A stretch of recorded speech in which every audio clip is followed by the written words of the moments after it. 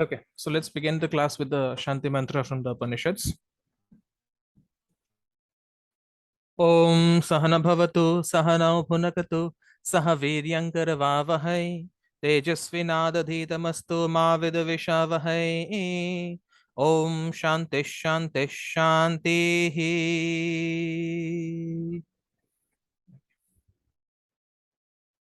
All right.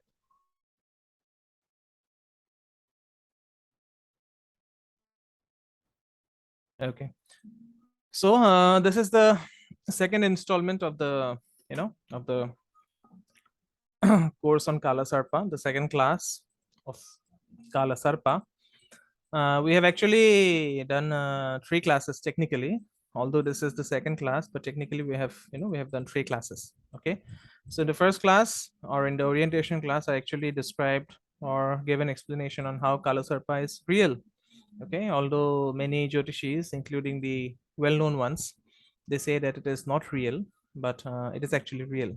Okay, and in the last class I introduced the participants to to what Kala Sarpa is. Okay, and today I'll be expounding on the different types of nagas that are related to the Kala Sarpa yoga. Okay, so this is something that you have not heard before, so we can begin this. Okay. Okay, all right. So, since Kala Sarpa is itself a symbolic representation of the Nagaraja and the bite, which is very, very lethal, which is very lethal, which is very, very deadly, the formation of Kala Sarpa is associated with predatory actions, okay, under certain very intimidating circumstances, okay, encompassing some sudden and unforeseen events, okay, maybe disasters out of the blue and some undesirable results. Okay, so as human beings, what we fear the most is death. Okay, why? Because the death is unknown. No one knows what happens after that. So that is the reason we fear death the most, followed by uncertainty. Okay, human beings also fear uncertainty a lot. All right, so you know Kala Sarpa and the Nagas associated with this yoga, or maybe a dosha, they lurk in the shadows as unpredictable forces of nature. Okay, and according to the myths prevalent in Indian astrology, which is of course known as jyotish, there are 12 different types of nagas that dwell in Patal Loka. Okay, so Patal Loka is the place right below the Bhuloka, that is under the earth. Okay, so Jyotish says that there are 12 different types of Nagas that reside in Patal Loka. Okay, and each Naga has some associated myth along with it. Okay, and the thing is that the characterizations of each of the 12 Nagas, they will somehow, as I give you the characterizations, they will somehow appear to correlate with the aspects of the 12 bhavas. Okay, so what are bhavas? Bhavas are the houses of the horoscope. Okay, so as I said, the characteristics associated with the 12 nagas, they correspond to the to the 12 bhavas. For example, say Vasuki, you know Vasuki corresponds to the third house of courage. Okay, Padma corresponds to the fifth house, which represents mantra and tantra. Okay, Takshaka, it represents the seventh house of war, and so on. Okay, and later on, as we proceed in this course, we'll see how these mythological attributes, they find their way into meaningful interpretations of the 12 possible configurations of Kala Sarpa, depending on the house alignments of the nodes. Okay, so the first node, that means if the Kala Sarpa is happening in the 1-7 axis. Okay, if the Kala Sarpa is happening in the 1-7 axis, that means Rahu in the first house and Ketu in the seventh house, then that Kala Sarpa, the Naga associated with that Kala Sarpa is Ananta. Okay, so Ananta is a Nagaraja, and it is a Sanskrit term which means endless, limitless, eternal, or infinite.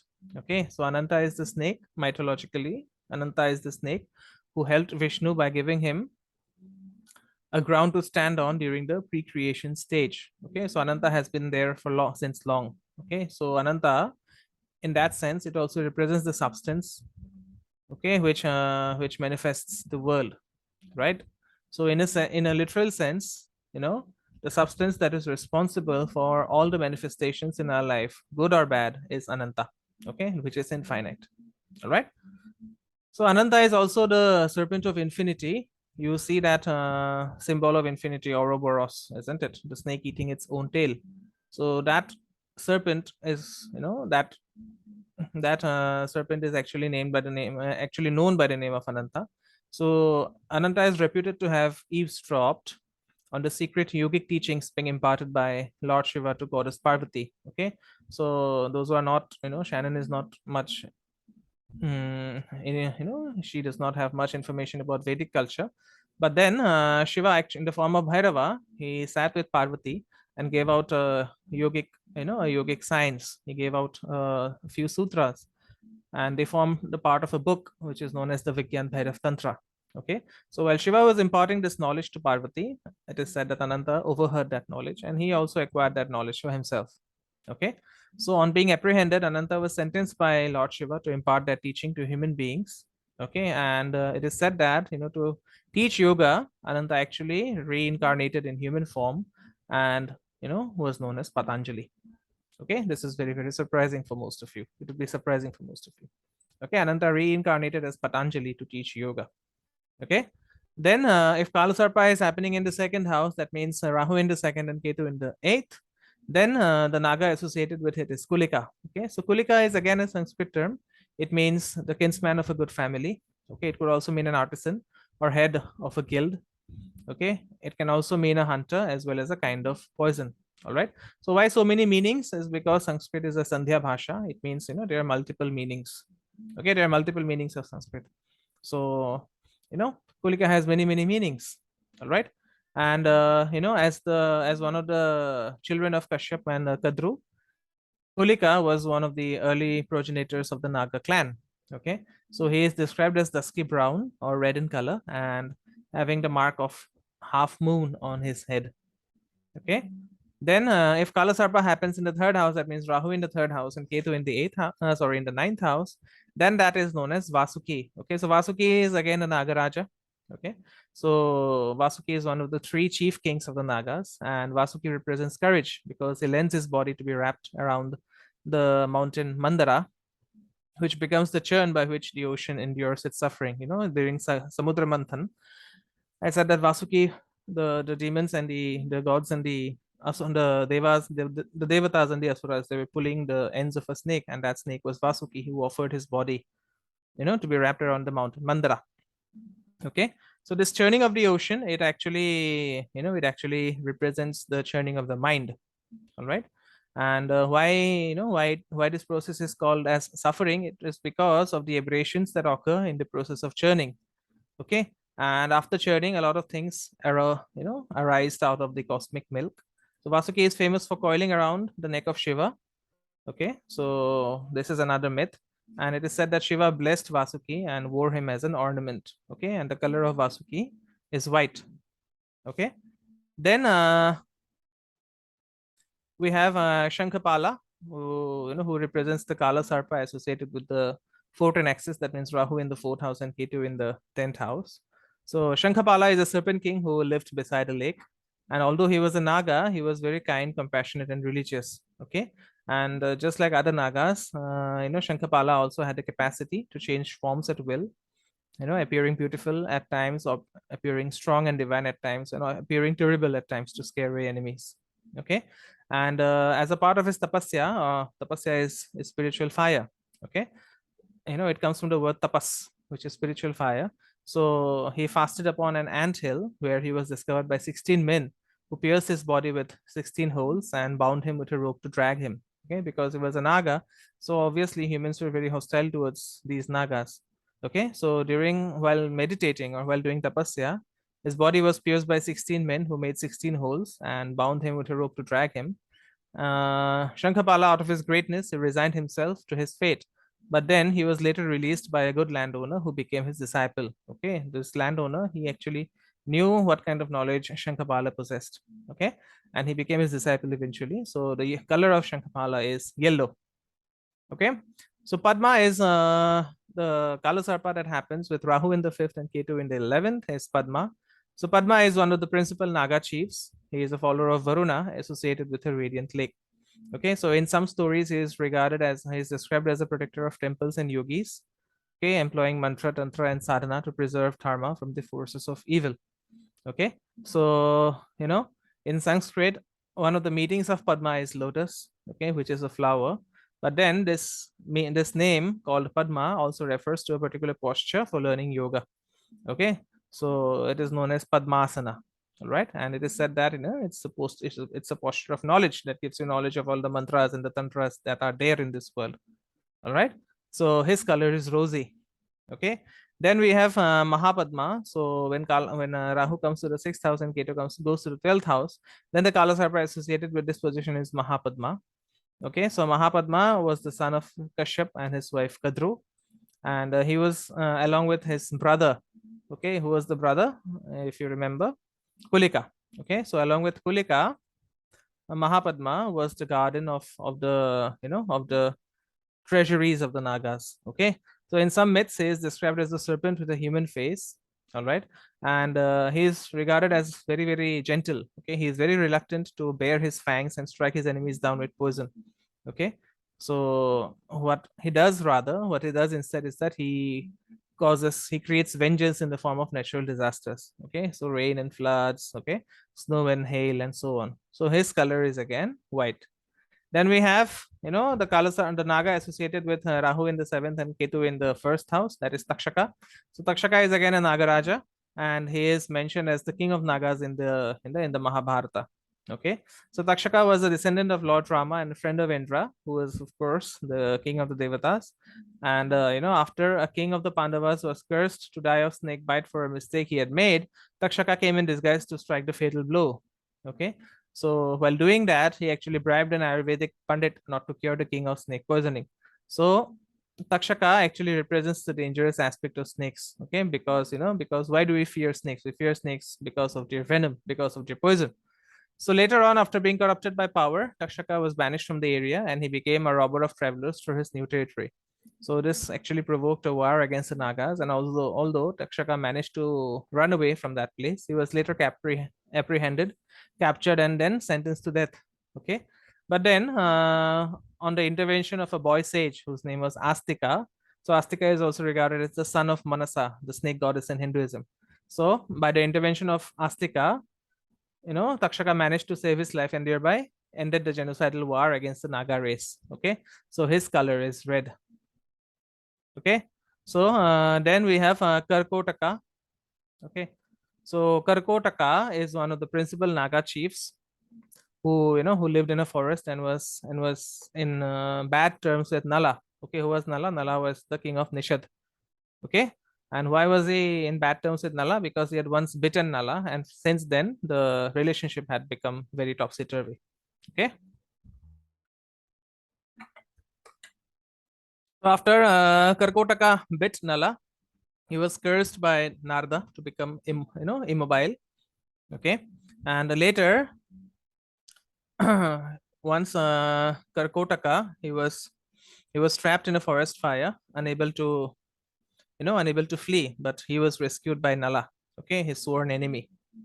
Yes, so after he was rescued by Nala, the the curse of immobility was broken. Okay, so in gratitude, Karkotaka helped Nala regain his lost kingdom. Okay, but he first bit him so that his venom turned Nala blue, enabling the king to return from exile without being recognized and immune to his enemies. Okay, so his color is actually black. Then we have Shankachura. So Shankachura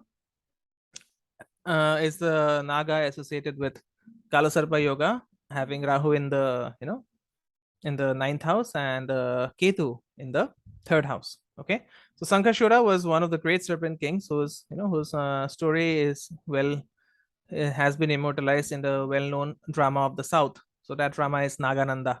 Okay, so if you can manage to read Nagananda, the manuscript is easily available online. You can just go and read Nagananda. Okay, so Shankashura what in the myth of Shankachura, what happens is that there was a prince called Jimutavahana. Okay, so Jimutavahana, he gave up his own body to prevent the sacrifice of Sankachura to Garuda. Okay, so who is Garuda? Garuda is the Vahana of of Sri Vishnu, and he is regarded as the king of birds and an eternal enemy of the serpents. Okay. And then we have Pataka. So Pataka, very little is known about Pataka except the fact that he was named as one of the great Naga kings. Okay. The word Pataka actually comes from the Sanskrit root word path. Okay. So what path means? To fall. Path means to fall. Okay. So in this context, Pataka actually refers to a sin that is so serious that it deprives one of caste membership and thereby one's livelihood. Okay. So it represents a sin that cannot be overcome. Okay. So Pataka is also known as Ghataka.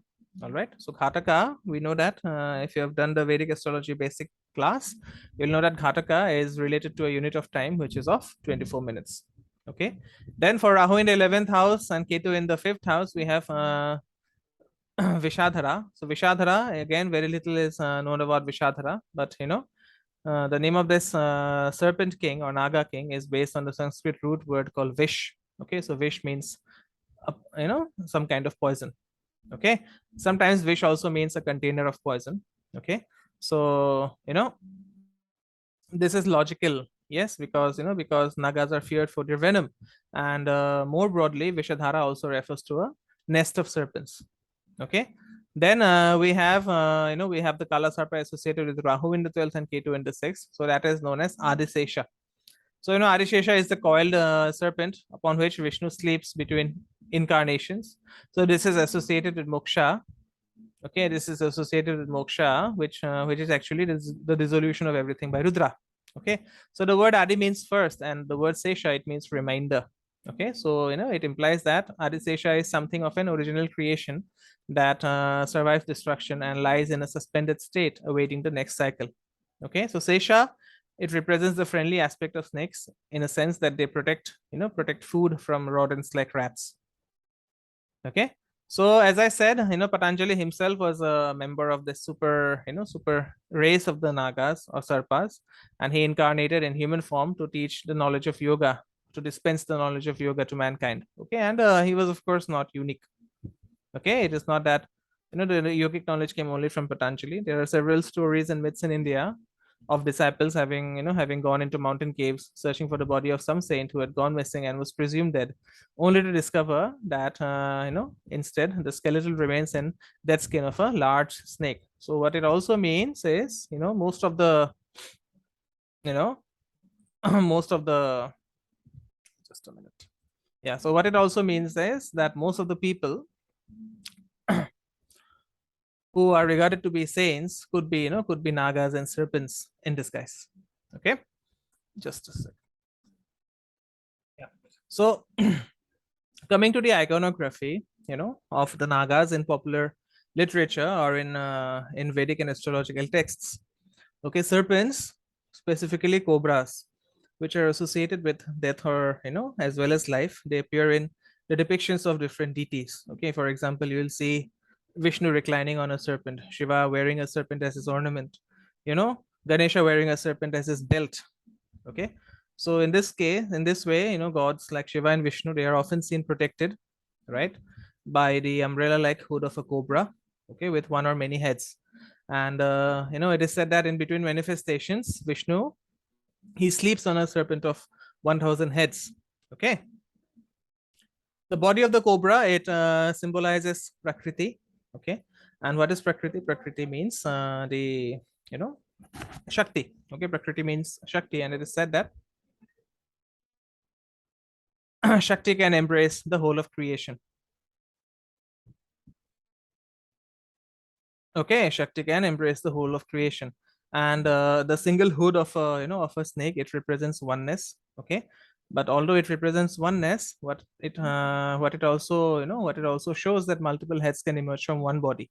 Okay, so 3 heads represents the 3 gunas or the fundamental forces of nature. Sattva means purpose, Rajas means hunger, and Tamas means inertia. Okay, so Sattva, since it also means purpose, it can also mean illumination of one's action. Okay, Rajas, since it means hunger, it also means action, because to feed ourselves we have to take action. And tamas, of course, it means complete rest or inertia. Okay, so the five heads, they represent the panchabhuta, or the five elements of the earth. What are the five elements?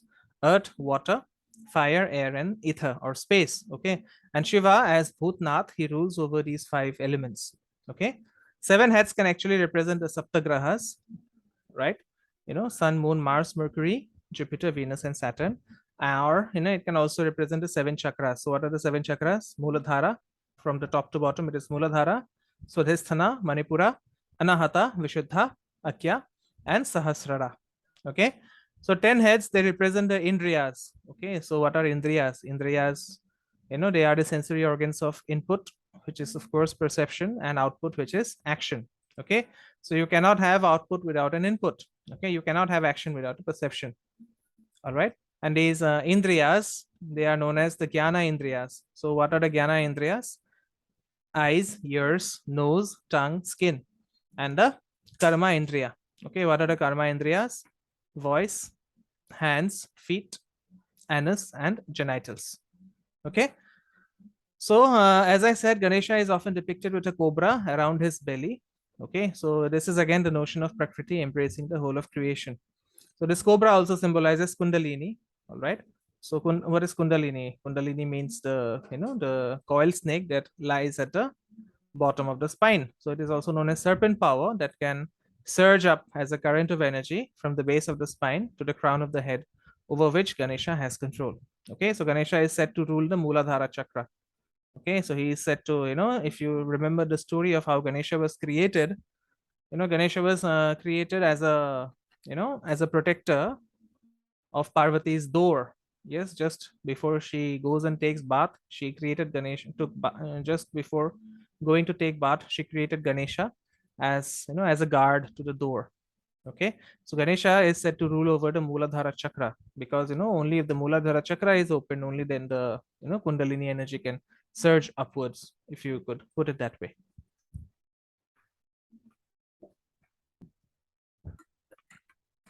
All right. So any questions still here? Yeah.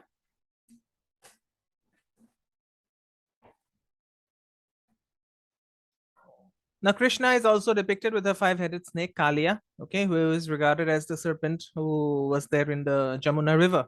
Okay, nowadays the Yamuna River is no longer existent; it has become a drain, unfortunately.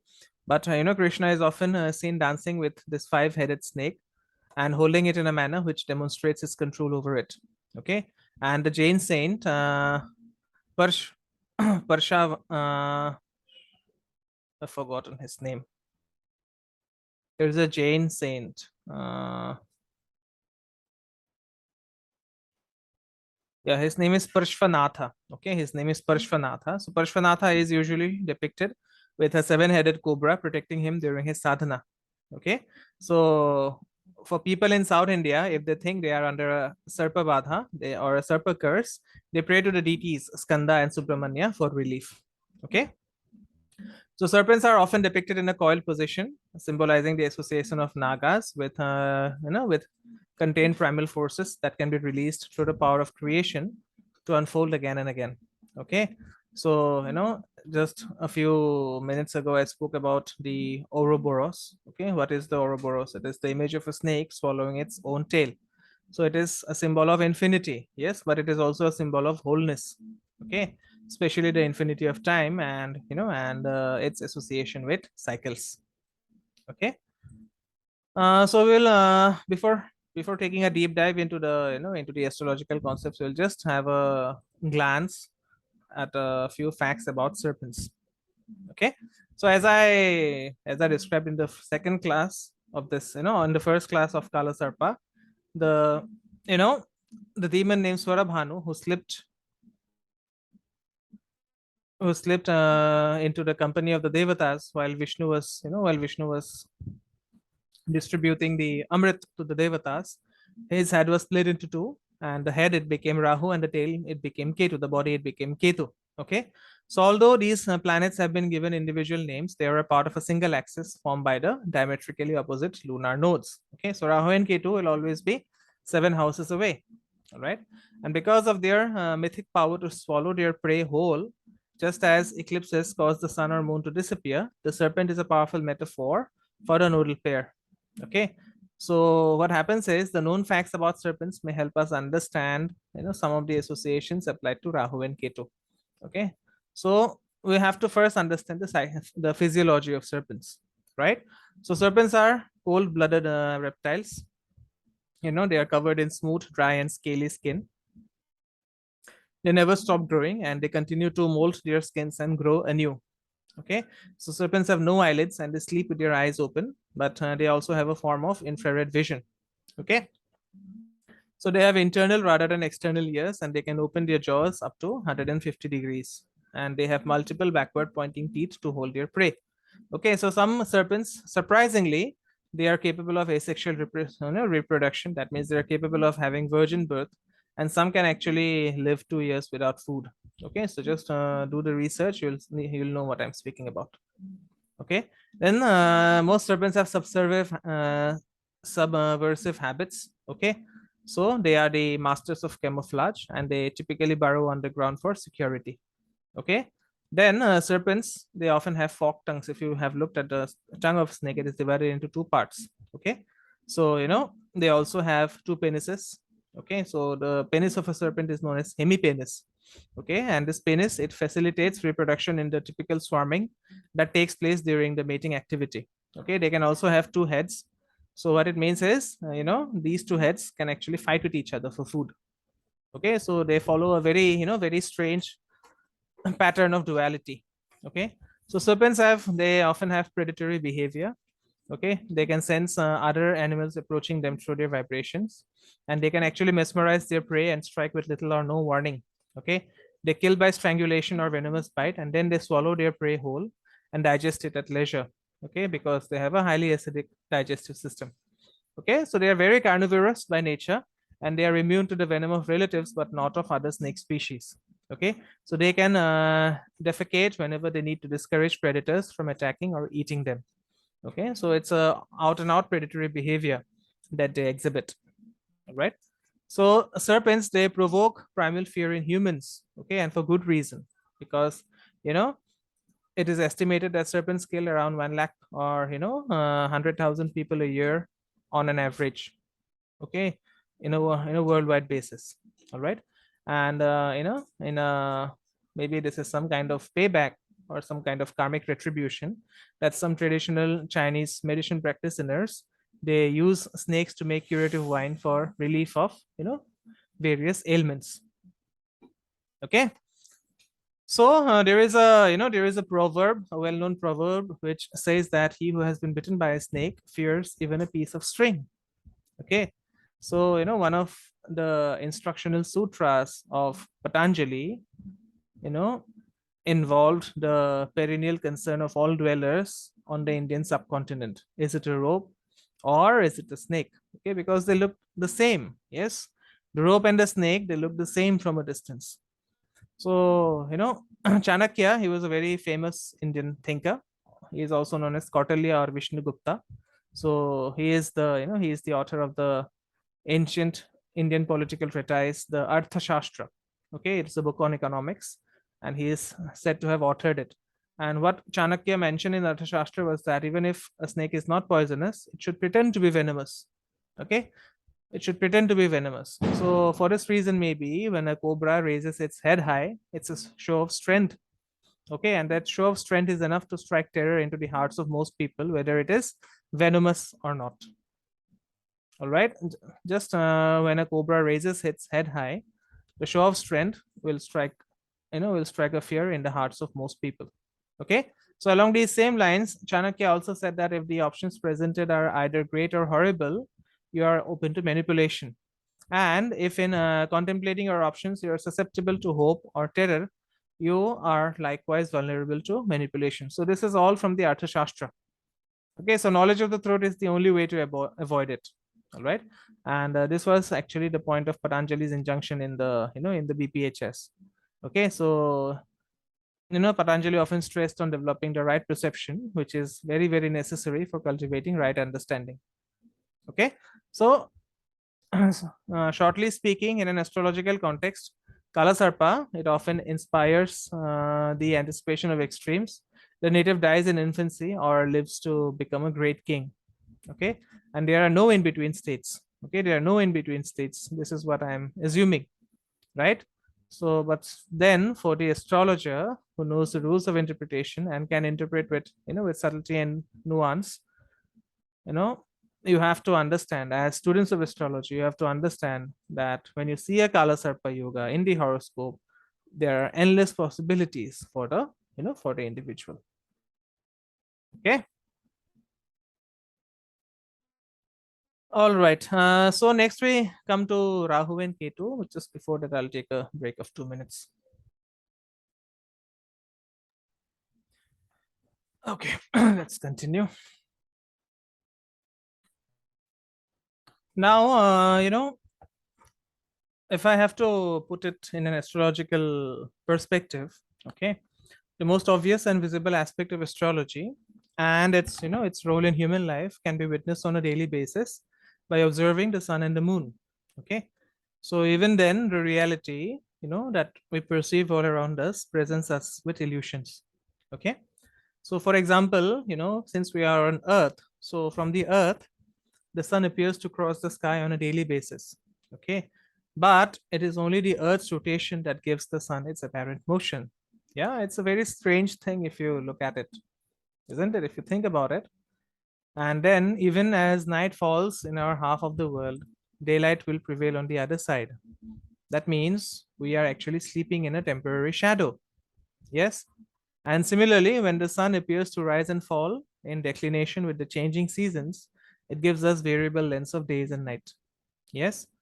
Yet, it is just the Earth's axial inclination to our orbital plane around the sun that creates this phenomenon in the northern and southern hemispheres. So it's like an illusion, but this illusion has very much become a part of our reality. Okay. So similarly, if you look at the moon, it goes through its monthly phases. Yes, it becomes invisible during new moon, then it becomes a crescent, then it becomes a waxing quarter, then full moon, then waning quarter, and so on. Okay, and yet the moon is never less than whole. Okay, the moon is never less than whole. It is only our view of it that is subject to change. Yes, it is only the view of our moon that changes as the moon orbits the Earth and enjoys more or less reflective light from the sun. Okay. And what happens when the sun, moon, and Earth perfectly align? We experience eclipses.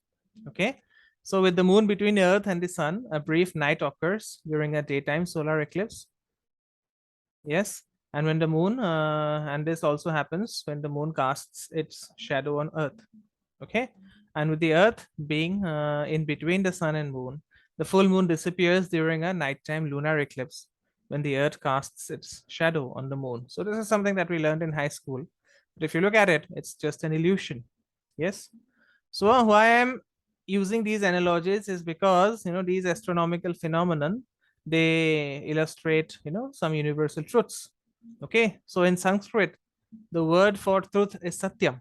Okay, so what is satyam? Satyam means reality that is eternal, unchanging, and constant. That is the reason we have satyam, shivam, sundaram. Yes, the truth is always eternal, it is unchanging. That is shivam. Okay, and what is sundaram? Sundaram means beautiful. Yes, and the opposite word for satyam, that means the word for illusion, is mithyam.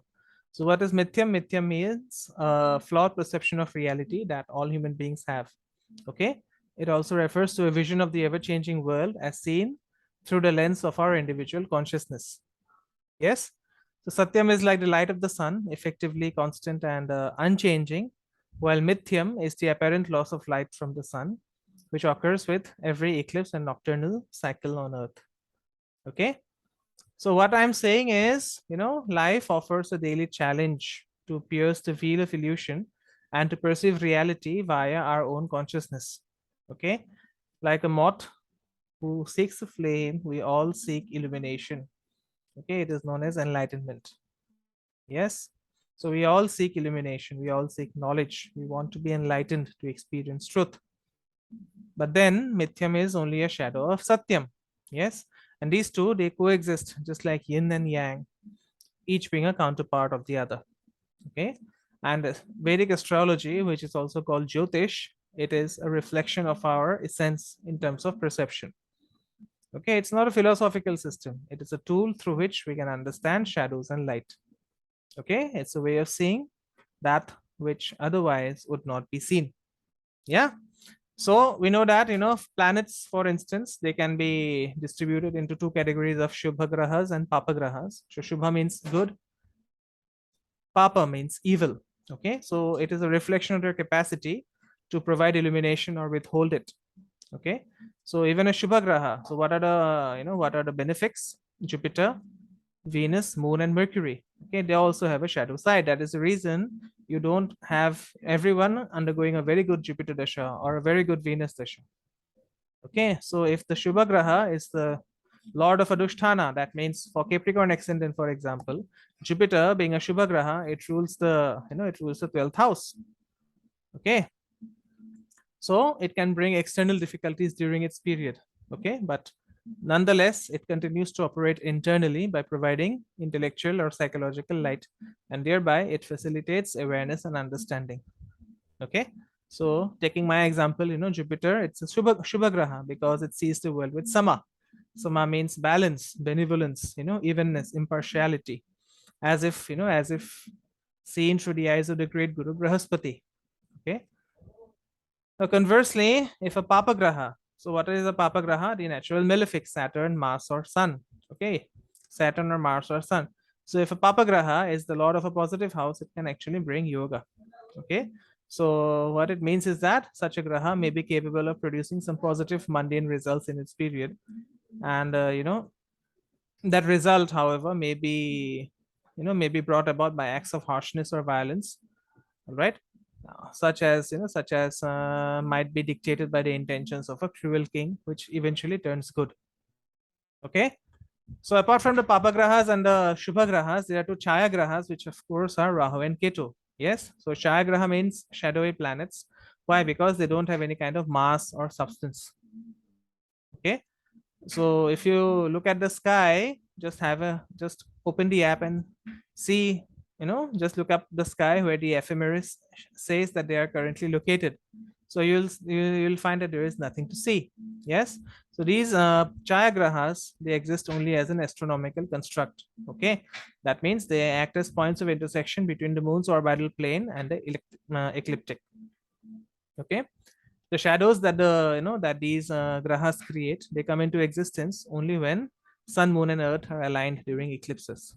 Okay, so astrology, it gives us perspective first to comprehend the human experience of living in the world of fluctuating shadows, but it also, it also teaches us to catch glimpses of universal truth in the light, and that is the reason we are actually studying Vedic astrology, to have, a bite of reality from the new innumerable illusions that surround us. Okay, all right then, so I'll not continue from here. I'll just stop here today. We'll continue from next class. I would welcome your questions if you have any.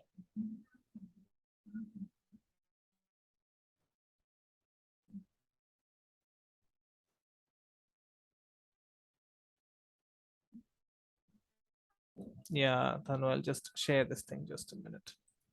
Yeah, thank you for finding this out. It's actually readily available, but it's really good that you found it.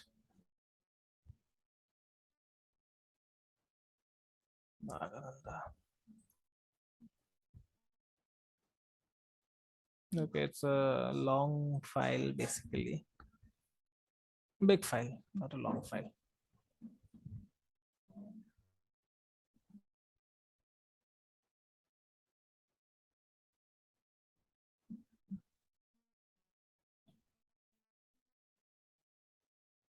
Okay, done, done, done. Thank you so much. Yes, do you have any questions? Okay, so for those who will be watching the recordings, Tanu has uploaded the Nagananda, files. So if you want it, just ping me personally, because I'll make it available for you by compressing it. 26 MB is a huge size. All right then, so I don't think we have questions. So I'll see you tomorrow for the Jyotish Foundation class. We'll be restarting it after a gap of almost 3 weeks. So I hope to see you tomorrow on the other side. So I'll meet you again for this class next Saturday. And if you want to join this class, kindly ping me for the group link so that I can share the WhatsApp group details where the invites are shared. Okay. So thank you everyone. Have a wonderful weekend. Shannon, Thanu. Om Gurave Namaha.